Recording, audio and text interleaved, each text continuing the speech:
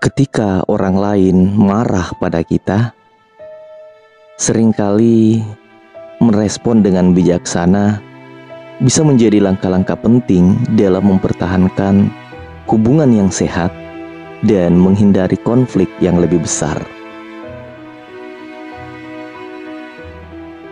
Assalamualaikum warahmatullahi wabarakatuh. Apa kabar saudaraku semuanya yang hari ini atau yang pagi ini sedang bersiap-siap menuju tempat beraktivitas? Kembali saya Imin Damai hadir menemani saudaraku semuanya, sembari menikmati secangkir teh atau secangkir kopi, merecharge kembali energi sebelum kembali beraktivitas seperti biasa. Kali ini kita akan bahas tentang cara bijak menghadapi marah. Pokoknya tentang marah kita akan bahas tuntas. Dan jangan lupa nih teman-teman, saudaraku semuanya yang punya ide di episode selanjutnya bagusnya kita bahas tentang apa, jangan lupa di kolom komentar. Kita akan lanjut bagaimana cara merespon dengan tepat saat seseorang marah pada kita. Karena setiap kita pasti pernah berada di posisi di mana kita sedang dimarahi, bukan? Saat kita dimarahi atau saat seseorang marah pada kita, perlu kita ketahui bahwa saat seseorang sedang marah, mereka itu cenderung kehilangan kendali emosional. Nah, langkah yang harus kita lakukan sebaiknya adalah tetap tenang. Dengarkan dengan penuh perhatian apa yang ingin disampaikan orang tersebut. Jadi dibiarkan saja mereka berbicara.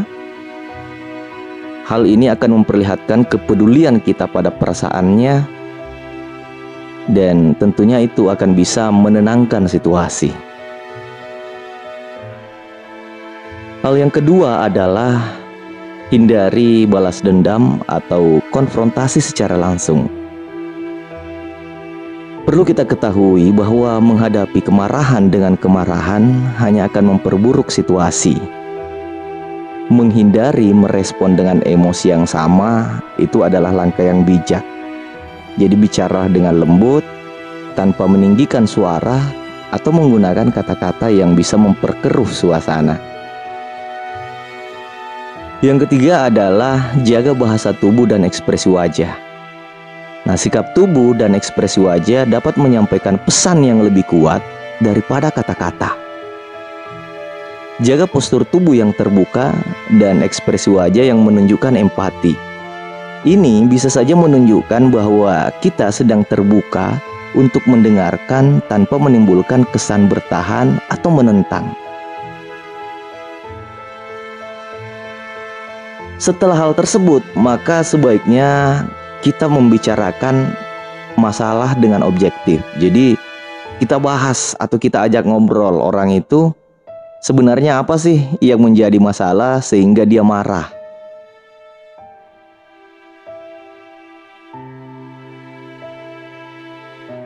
Ajaklah orang-orang lain juga di sekitar kita mungkin untuk mencari tahu sumber kemarahannya mereka itu apa sih. Setelah itu, sebaiknya carilah solusi bersama yang bisa memperbaiki situasi. Hal-hal yang saya bahas ini sebelum saya lanjut, ini tentunya bukanlah hal yang mudah, tetapi kalau kita bisa dengan tenang atau bisa menahan emosi kita, maka hal-hal yang tidak diinginkan tentunya insya Allah tidak akan terjadi. Hal yang kelima adalah berikan waktu untuk pendinginan. Nah, ketika emosi sudah memuncak, memberikan waktu untuk pendinginan bisa sangat bermanfaat. Jadi, cobalah ajak orang tersebut untuk mengambil waktu sejenak sebelum melanjutkan diskusi ini. Ini akan memberikan kita waktu, sekaligus mereka juga punya waktu, kesempatan untuk sama-sama meredakan emosi dan berpikir lebih jernih. Yang keenam adalah menunjukkan empati dan pengertian. Jadi kita tunjukkan pengertian terhadap perasaan orang yang marah. Ini adalah kunci dalam situasi konflik. Jadi katakan bahwa Anda mengerti perasaannya meskipun kita mungkin tidak setuju dan sangat tidak sepakat dengan cara ia mengekspresikannya. Hal yang ketujuh adalah jaga batas diri dan kesejahteraan emosional. Nah, ketika kita berurusan dengan orang yang marah, jangan sampai kita mengorbankan batas diri dan kesejahteraan emosional kita sendiri. Jadi diseimbangkan antara mendengarkan dan mempertahankan kebutuhan dan hak-hak pribadi kita. Bagaimanapun juga seperti yang kita ketahui, saat kita berhadapan dengan orang yang sedang marah, tentunya mereka itu tidak akan marah berjam-jam kok. Setelah mereka setelah mereka mengeluarkan semua unek-uneknya, maka emosinya akan menurun.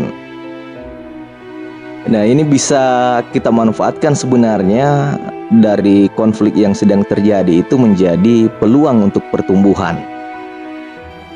Hal ini bisa menjadi momen penting untuk memperbaiki hubungan dan juga memahami diri sendiri. Jadi kita belajar bagaimana caranya merespon dan mengubah konflik menjadi peluang pertumbuhan pribadi dan hubungan yang lebih kuat. Nah, ada beberapa pertanyaan singkat yang biasanya muncul terkait bagaimana sih cara menanggapi marahnya orang lain kepada kita. Pertanyaan pertama yang sering muncul adalah mengapa penting untuk merespon dengan bijak saat seseorang marah pada kita. Merespon dengan bijak akan membantu menghindari konflik yang lebih besar. Selain itu, bisa mempertahankan hubungan yang sehat dan menciptakan ruang untuk penyelesaian masalah dengan lebih efektif. Bagaimana cara menjaga ketenangan saat dihadapkan pada kemarahan orang lain? Wow, jadi bayangkan nih, orang marah, tapi kita berusaha untuk tetap tenang. Salah satunya adalah dengan fokus pada pernafasan dalam dan tenang. Jadi kita fokus pada mengatur pernafasan dan mungkin kita bisa juga atau sebaiknya harus memperbanyak istighfar.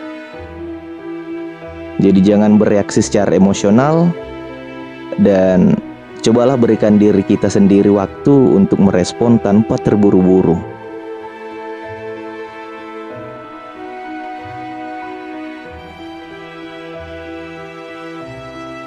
Apakah menerima kritik saat marahnya seseorang bisa membantu? Ya, sangat membantu sekali karena menerima kritik secara konstruktif dapat membantu mengalihkan fokus dari emosi menuju penyelesaian masalah. Tapi ini harus dilakukan dalam suasana yang tenang dan objektif.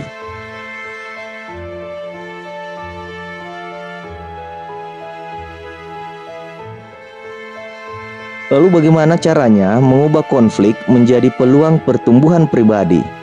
Nah, dengan mempraktikkan keterampilan menanggapi dengan bijak, seseorang dapat belajar lebih baik mengelola emosi, memperkuat keterampilan komunikasi, dan tentunya membangun hubungan yang lebih kuat dalam menangani konflik. Semoga bermanfaat. Assalamualaikum warahmatullahi wabarakatuh.